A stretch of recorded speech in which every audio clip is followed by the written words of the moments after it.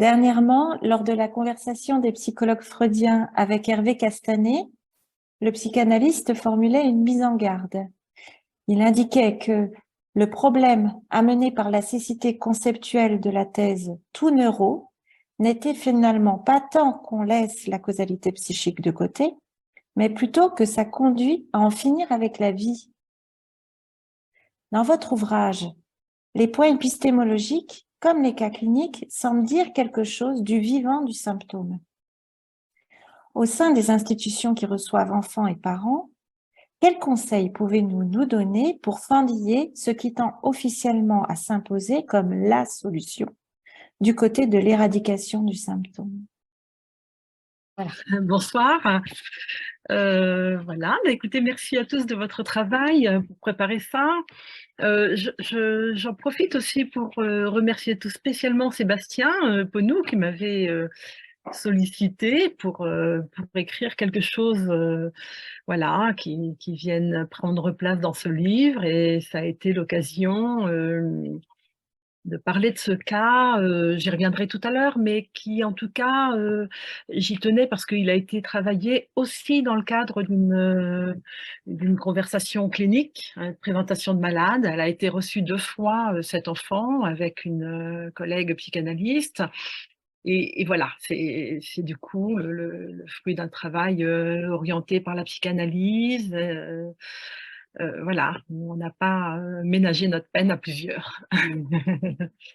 Alors, oui, votre question, j'ai trouvé ça très, très juste, le côté vivant du symptôme par rapport à ces nominations actuelles qui tendent à être figées, quoi, une fois qu'on a dit TDAH, spectre autistique, au potentiel, et que finalement, ces nominations, ça vient voilà, ça vient voiler, édulcorer le vivant.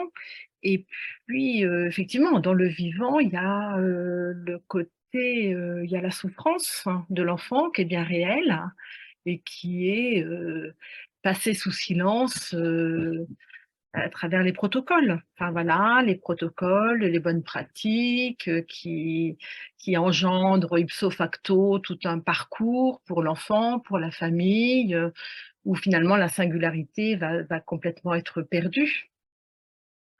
Alors, comment, ouais, c'est ça, comment fendiller ça? Comment fissurer ces nominations?